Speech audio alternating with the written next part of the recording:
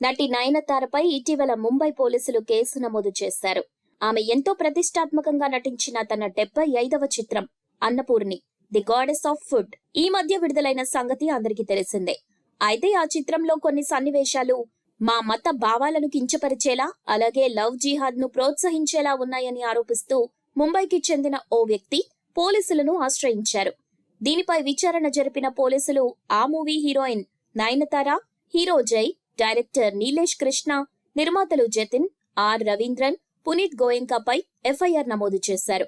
ఇక ఈ చిత్రం డిసెంబర్ 1న థియేటర్స్ లో విడుదల చేయగా 5 కోట్ల కలెక్షన్ల వరకు రాబట్టింది.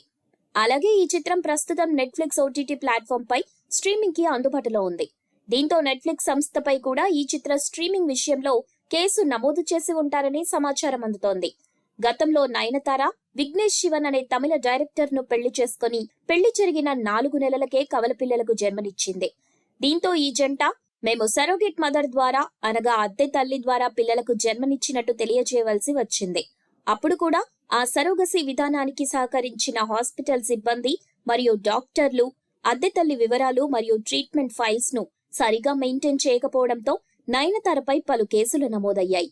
దీంతో ఇప్పుడు ఈ సినిమా విషయంలో కూడా కేసులు నమోదు కావడంతో నయనతారకు ఇబ్బందులు ఎక్కువయ్యాయి.